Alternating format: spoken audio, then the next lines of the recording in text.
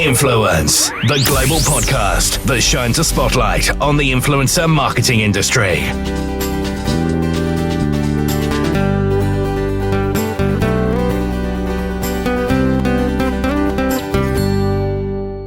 Welcome to Influence, the global podcast that shines a spotlight on the influencer marketing industry. I'm Gordon Glenister, and in this edition, we'll be looking at how influencer marketing is shaping up the other side of the pond.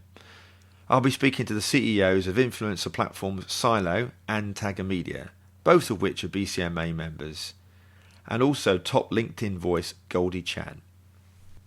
But before we start, I just wanted to tell you about a new series of interviews that are available now on the BCMA website. It's called Life of an Influencer. So you're going to hear from Fab Giovanetti, CEO of the Health Bloggers Community, Rob Eads from the Lean Student Chef, lifestyle and fashion blogger Anthea Biggs, mummy blogger Louise Simpson, aka Three Little Tinkers, James Bamsey, and The Travel Project.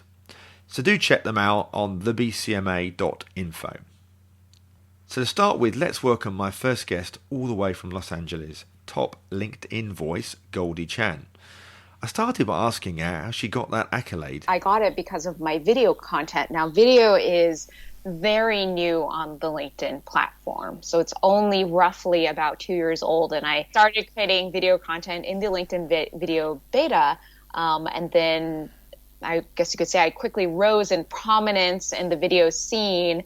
And they call me the Oprah of LinkedIn. So that's my moniker. Really?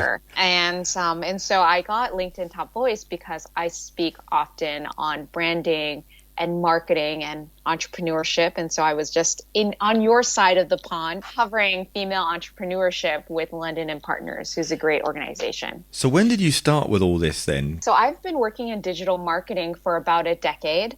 And after that decade, I suppose, I just had left a head of marketing position at a social analytics startup. And I was taking a month sabbatical. And during that month sabbatical, I got into LinkedIn video beta. So really, my journey is less than 2 years old in the influencer / top voice field, because I had never really done any influencer marketing before, or quite frankly, done public speaking prior to that. But it's been a very quick rise for me and very interesting time. So what have been some of your highlights then? What have you noticed that particularly in the LinkedIn community that's different perhaps about Instagram? Well, one of the things I feel very good about is when I started doing video content on LinkedIn, I started building a creative community on LinkedIn. So it's very important to me to have LinkedIn be a place to nurture other people and to encourage them to also create content. And so that's how the community is a little bit different, is the creative community is also very, very new, very nascent on LinkedIn, as opposed to being a lot more mature and developed on platforms like Instagram or YouTube. The community is just years and years and years older. So on LinkedIn, everything is relatively new, which is why I tell new creators there's still so much space for you to join in and find your voice on the platform. So I'm guessing you're quite an inspiration to a lot of young females that want to follow you, and particularly in LinkedIn. Well, I definitely know I mentor quite a few people, and I'm always trying to help others. There's just so much room to become a new creator on this particular platform, but also I find it really fun that this is a time in which new creators can jump on and they can change the tone of an entire platform. So that is not something that you can readily do on Instagram or on more mature platforms right now. But on LinkedIn, there's still a chance to do that. And so if there's a chance, why not? Yeah, no, absolutely. I mean, what are some of the campaigns that you've seen that have worked particularly well on LinkedIn that perhaps might not resonate so well on others? Well, I like to say that in some ways, especially video content, which is very new, it's a little bit in some ways like young YouTube. So you're getting a lot of people who are doing vlogs, and you're getting a lot of people who are doing content that's not as polished, but that content is still doing well in a way that it may or may not do well on other platforms that expect content to be very polished, like YouTube, right? And so you're getting a space to be able to create content that's not necessarily as polished, but also a space to create, and this is really exciting, B2B content. Because there's no other platform on the internet, this is what I'm laying my cards down on, that is this strong in the B2B universe. Absolutely. Besides LinkedIn. And that is so exciting to be able to create video content and create new kinds of content on a platform that really is the only platform out there for this one section of work of industry. So what sort of campaigns, though? I mean, are we talking about thought leadership stuff? Are we talking about what sort of brands have you found that have done well? So there's, of course, thought leadership. Whenever I'm working with brands, I like to talk a lot about two things, thought leadership and brand awareness, because the platform is still a little new for conversion unless you're putting money behind it. So if you're putting money behind, of course, if you throw money at anything, you could probably make magic happen no matter what. But if you're talking about organic growth, which is what I focus on, then you need to talk about just two things, which is thought leadership and brand awareness, really getting the brand name out there and then creating thought leadership under that brand name. So these twofold ideas. And one of the brands that I've been working with that's wonderful, also very global, is Adobe.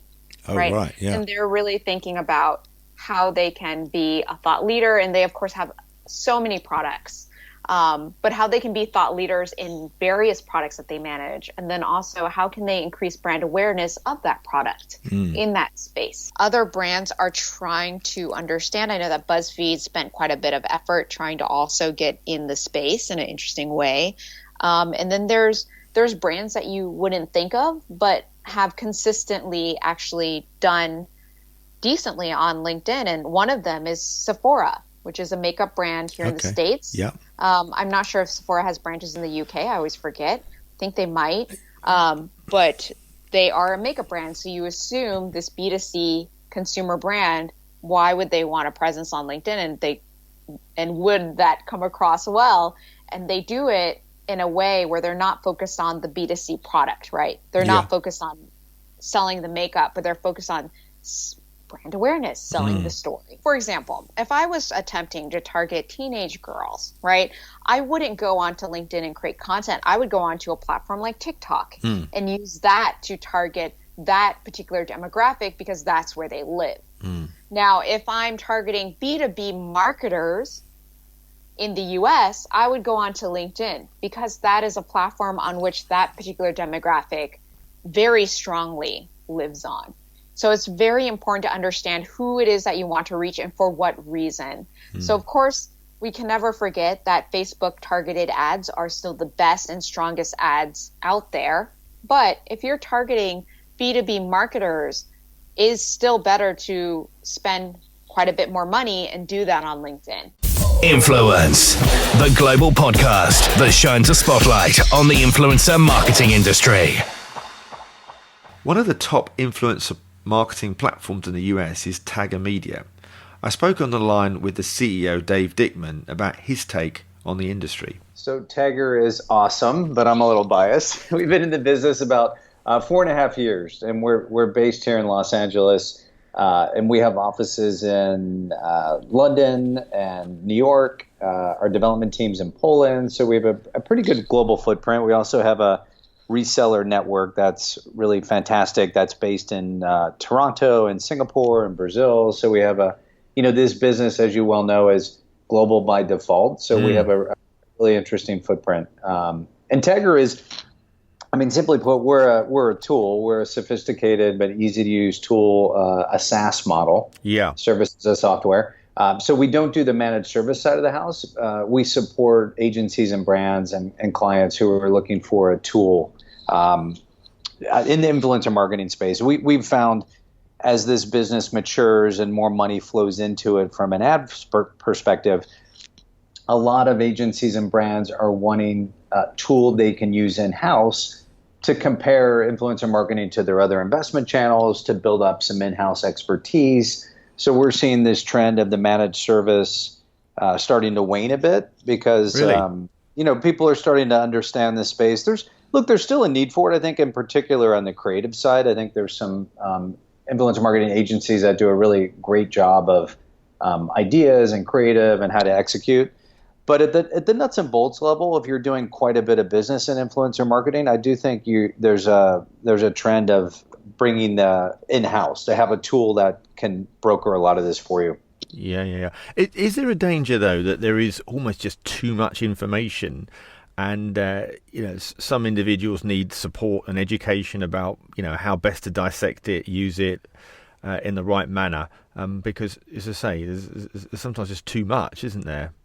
Well, I think tools like Tagger provide information in a positive way of are the followers against a particular influencer? Do they look potentially fraudulent? Is the audience, when we find clients are looking for influencer for two things. One, their audience, right? Who's the audience? Is that relevant to my product or service? And then the actual influencer, do I like their DNA? Do I like how they present themselves? Are they on brand for me? Are they what I would want. So tools like Tagger give you the ability to look at those two lenses and determine, is this somebody I'd want to hire? You can look if they worked with other brands that would be competitive me previously. Have they done anything off color at all? Like there is quite a bit of information. What I'm trying to say is that's a positive thing because you can kind of really legitimize what you're trying to do. Yeah, no, for sure. I mean, particularly this podcast is looking at the American footprint, if you will. What trends are you picking up in America in influencer marketing in particular? Yeah, I talked a little bit about it earlier. I do think this platform SaaS is a macro trend. We're seeing a lot of big agencies and brands wanting to bring this in-house. I also think the trend of aggregating influencers, oftentimes one of the metrics everybody pays attention to is engagement, right? Mm-hmm. What kind of likes, comments, or shares. Aggregating usually engagement for smaller influencers, or if you're looking for niche influencers for different things, there's some power in aggregating all of them together to get a really strong engagement. So, looking for, when I look at this ecosystem of influencers broadly, it's like the old broadcast TV. I mean, there's so much in there. You can find somebody who's a crafter or somebody, you get really niche. And aggregating that to come up with a big number is really powerful, right? So if you're looking for 20 million views of something, you could hire 300 influencers with a tool like Tagger and do that fairly simplistically and still deliver a great result, right, on your ROI. So I think, the trends are, there's definitely the top of the funnel talent management side for the super influencers, right? That's a little bit of a different strategy, but ultimately, I think influencer marketing for most of our clients is paid media. Yeah. And I've been around long enough to be in the broadcast side and cable, and then digital when that hit big time, and then mobile and music streaming. And influencer marketing feels like another rev of all of those to me. It's just happening a lot faster. But it's also the most complex relative to all of those as well. So I think we're in the early stages of a long life of this. It will start to, as it already is, mature, but it's paid media at its core. No, I agree.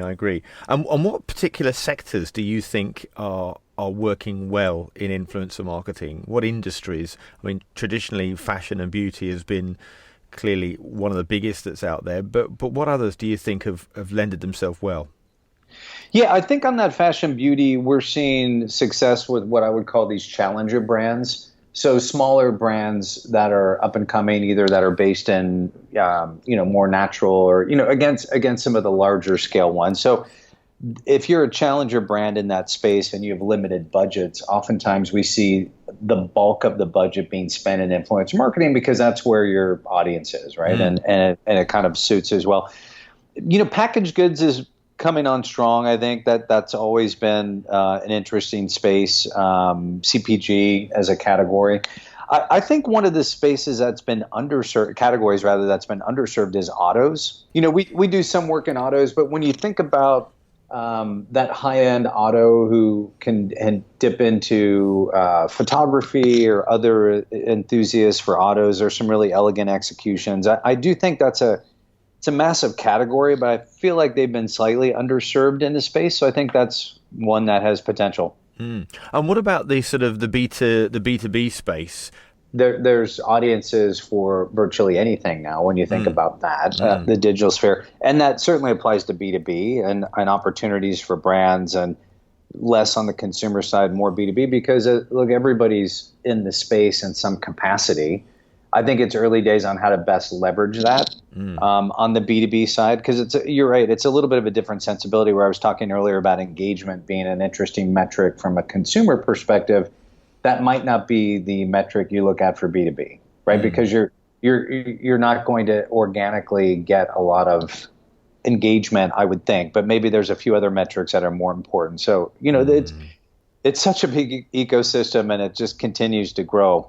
Bringing somebody in with social media expertise just broadly, it's amazing how easy it is now to execute an influencer marketing campaign if you have some working knowledge of the space, right? And there's lots of people who are really adept at all of the social channels and know how that world works. And, when you put them in front of a tool like Tagger, they can scale a tremendous amount of business. So my point is, the expertise is now becoming very prevalent. It used to be nobody knew how to crack this egg in this space a couple of years ago.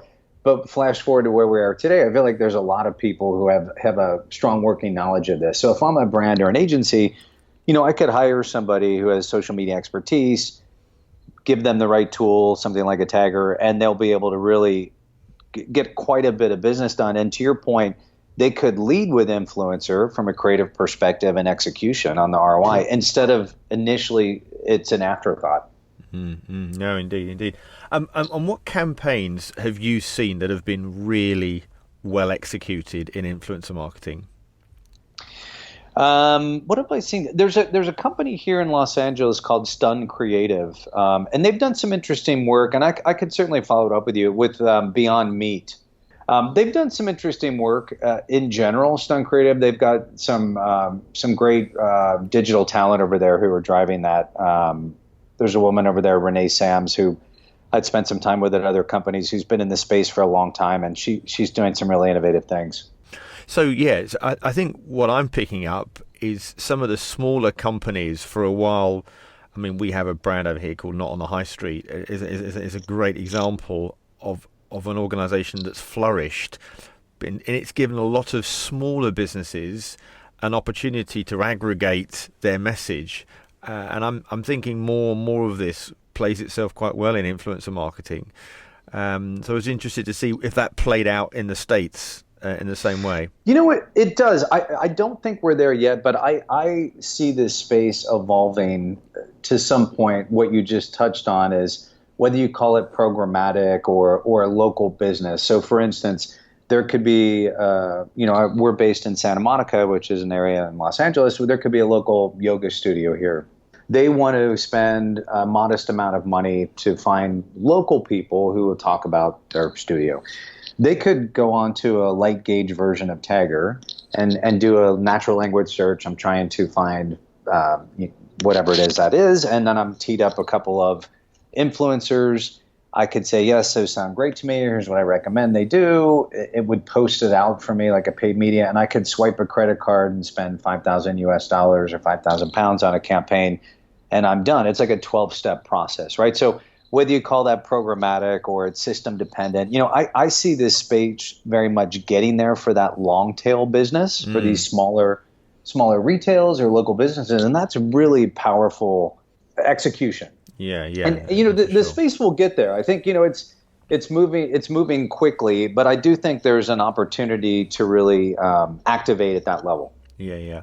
And is the sort of research very much the growth is coming from micro influencers that have a high level of engagement with their followers, the same in America as it's appearing to be here in the UK? So it could be yeah, there's been a whole thing on the macro, the micro, and then I know the New York Times had done a piece, I think it was last year, on nano influencers. It kind of made me laugh. even smaller, yeah. But yeah, I think it's just on strategies. We always talk to clients about using a tool like Tagger. You're able to really craft strategies of what you're trying to do. You get a lens in and you try different things. It depends on what you're trying to do. I'm not sure, it's all there. And I was talking earlier about aggregating some of these mid-tier influencers to get a really great result on engagement if that's what you're trying to drive. It might be if you're trying to just do brand awareness, then there is a top of the funnel play, right? Where you have a significant budget and you really want to hire some high profile. That's a different strategy. The really niche or micro influencers, as we were talking about, that's if there's something niche, like I'm looking for pregnant moms that are sports enthusiasts and fashion forward and nutrition. You start to filter into these audiences, and then you're probably going to find a better result at that micro level, more of a local level. And who are you finding are the big players, the big names that are really getting to grips with influencer marketing in the States? Estee Lauder is doing quite a bit, which is not surprising given their roster of companies and their footprint in the beauty fashion world. So we're seeing companies like that. I think it was recently reported in one of the trades that there was a large percentage of their budget that was going to influencer marketing. Indeed. Which is not a surprise. So people like that, you're seeing a lot of the packaged goods step up. So finally then, love to get a take on what you think the future looks like for influencer marketing. Well, obviously, I think it's very bright. I'm very bullish on what's happening. Some of the ad spend numbers are significant. They say it could be as much as $12 billion shifting into the space, next year. So the money's flowing. I'm looking forward. It's already become much more sophisticated in what's on offer and what you can, the lens you can look into. I think the longer tail business is a big opportunity, as I talked about, in terms of local businesses and, the money shifting into this. The biggest opportunity I feel like is on the research attribution side. When you look at influencer marketing, you compare this to other investment channels. Yes, indeed. Yeah. Marketing officer. Cracking that nut from a third party. So I think to find a research company who really is up for tackling this would really serve them well, because everybody's looking for that currency, that common currency to trade as there's TV ratings and all that digital measurement, et cetera. There are a number of metrics that make most people feel comfortable currently, but I do think nailing that, then you'll see that tsunami of money really start to flow into the space. And, like anything, the bad citizens on the creative side or influencers are going to just not last long. So that authenticity will continue to drive the business forward. But it's a really fascinating space, because it's that combination of tech and creative, and it's just where, the money always flows where the audiences are, and the audiences are here in droves. So. No, I agree. Dave, it's been a pleasure. Thank you very much for taking the time out to have a chat with us today. Absolutely. Take care. Yeah, great. All right, all the best. Influence, the global podcast that shines a spotlight on the influencer marketing industry. One of the challenges in the industry is ensuring we build trust and authenticity. One person who has a strong view about verification and ensuring we keep standards high is co-founder of influencer platform Silo, Brett Garfinkel. We are the only provider of third-party verification, that means influencer fraud detection, and measurement for the influencer marketing space. So we are an independent, unbiased source bringing trust and transparency in a space that's currently without. The first thing is you have to trace how this all started. You have to understand that when we say we're bringing back trust and transparency, people say, what do you mean about back? When the influencer, the blogger community started, and then it became the influencer marketing on YouTube, most of those influencers, it was organic. The audience that they grew was authentic, because there was no way to game the system to make more money. They weren't being paid early on for this. So it was legitimate in that sense. But as it moved to other platforms and people started to realize it wasn't so you had to create a video series, which is a lot more effort, but you could just take pictures and of you traveling or working out or cooking food, whatever it may be. Yeah. And what people started to understand was that they were getting paid based on data points like followers or likes. And then there were groups that came about and said, well, I could help you grow your followers and likes. And in actuality, it wasn't an organic, authentic audience. And so a lot of people came into the space saying, well, I could be an influencer then. And it just grew and grew, and people growing these followers and getting paid based off of those data points. And what's happening here in America is what happens in anything in life. When you start spending more money on something, you look a little more closely at what you're paying for. You buy a lollipop, no one really checks for verification. But when you're buying a car or something, you start looking for, well, what am I actually paying for? Am I getting the value that's expected? Yeah. And when they looked closely, they found issues of what people call fraud. We don't like to use that word as much. It seems like more of a legal term in a sense. But yes, people who were acquiring inorganic followers and engagements, and they were in essence gaming the system. So, in our advertising community, we call it invalid traffic. This is now at a point of what we call sophisticated invalid traffic. They've understood numerous ways of growing audience base that really isn't true following, like truly engaging, authentic. And so right now the industry is at a standstill. It's at a tipping point where brands are now talking about it. They're asking about it. A study came out that $1.3 billion is being wasted on influencer marketing. So the question is, are we done speaking about it and now ready to take action and implement change and best practices and standards? Is this industry ready to become legitimate? And that's where we're at. No, I think it's very interesting how it's grown so rapidly. In fact, there's something like around 750 influencer platforms, I think, around the world, with a huge number growing sort of year by year. And I think what we're all trying to do, aren't we, is give brands trust and reassurance that actually this is a valued advertising medium. And you and I know that it is, but it's actually about cutting through and providing this sort of reassurance. Yeah, I would say to everyone listening, this is not a standard media buying, media selling ecosystem. For one, you don't have an ad unit on the other end of the media buyer. You have a person. So just from that alone, there are extra steps that need to take place, because now that means we have privacy laws, general data protection rights that come into play. Yeah. You also have talent managers like CAA, UTA, Endeavor, who are now in this ecosystem. That's never the case if you're buying a television ad or a placement in a magazine. You don't have to deal with a talent manager there, but they are prevalent here. And as you mentioned, we have 740 and counting. The guess is it's going to hit about 1,000 of these influencer marketing platforms where you could go on, and they call themselves end-to-end solutions.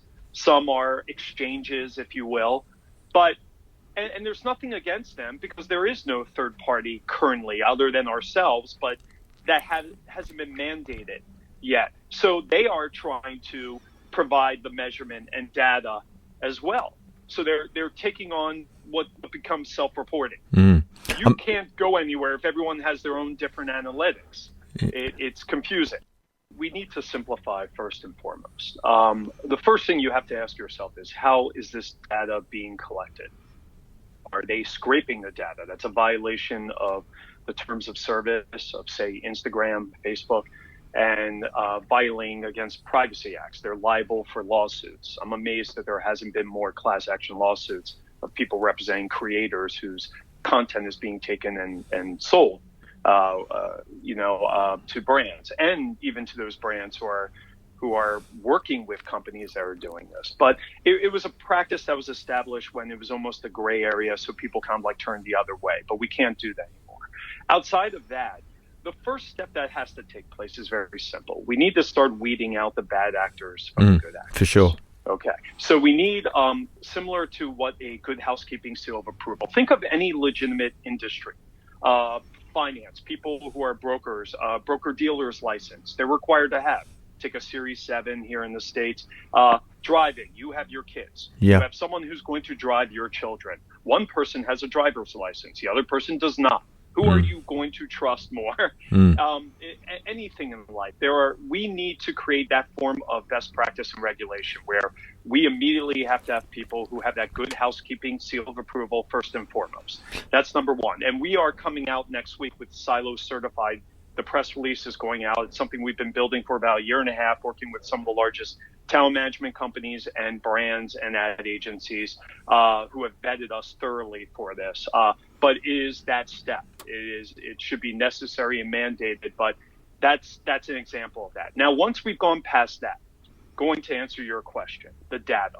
You want to first collect the most amount of data, but there's going to be specific data points that matter the most.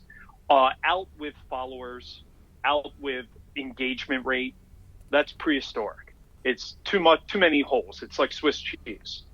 We're going to start looking at things from impressions and reach, which you only can see if a creator is authenticated in and signed up as a business account. Mm-hmm. Okay? And we're going to see things like audience engagement rate. This is more accurate than engagement rate. And these numbers, we're going to have benchmarks. Benchmarks for the creators first, their averages and how they do on in comparison. And then it's going to be industry benchmarks will be established. Okay, all this will tighten up the space. It's almost like we're creating a professional league. Okay, think of in your area like Premier Soccer League. Okay, not everyone can make it there. There's others who are on the peripheral. But this is where the most amount of business takes place. It's where the highest level of transparency, the best practices exist. And with that, confidence comes. And with confidence comes accountability. And with that comes better efficiency and more money.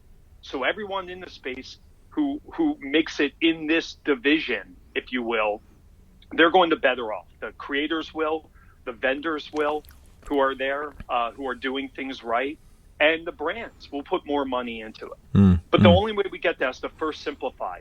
Verification, everyone needs to shake hands and say, look, if it's not my company and someone else wants to do it, it's not that easy. But I say vet a third party, an independent, not a vendor, a third party, and then choose who that's going to be for the industry. It could be more than one possibly, but the ones who are doing it the right way, and then use them for measurement. You can't have everyone using different forms and overcomplicating the system. We need to first choose it the way television chose Nielsen, ComScore, the likes of Moat, Double Verify. This is nothing new. It works. It works when done correctly. Indeed. The problem is right now, like any industry that starts out, when it's open, when it's the Wild West, and anything can happen, that means you're bringing in good, but you're bringing in a lot of bad too. And when we see the growth of something, now it's the responsibility of the people who fund the space. That's the money. And they have to come in and they have to make demands. They do. They have to say, this is my investor's money. This is my client's money. This is my brand's money. And I expect the following: verification and accurate third-party measurement. The reality is this. Why has it taken it so long? Well, think about this. When it first started, you had YouTube and it was more brand integration. So you had branded content divisions at all the ad agencies and the brands who were used to doing integrated content since 2004, 2005. They were doing this on sites like My Damn Channel, Mania TV, Ripe TV, and other platforms. And so those teams had funds and they were starting to integrate into YouTube creators. And then when it moved to Instagram, a lot of the PR firms used it as earned media. Hey, here's my product for free. Talk about it. So no one really was keeping tabs of whether this was being done the right way or not. They were just giving away product and they saw it as earned media, paid media. But now budgets have grown to a point where it should be paid media. It should be looked upon that way. The way you look when you pay for an ad in a magazine or on a network television.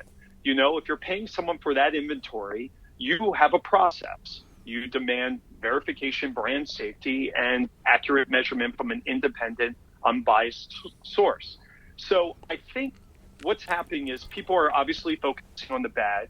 But when you saw like a show on Netflix, like the Fire Festival, you saw the good and the bad. You saw that it moved a product promotion faster than any other form of media.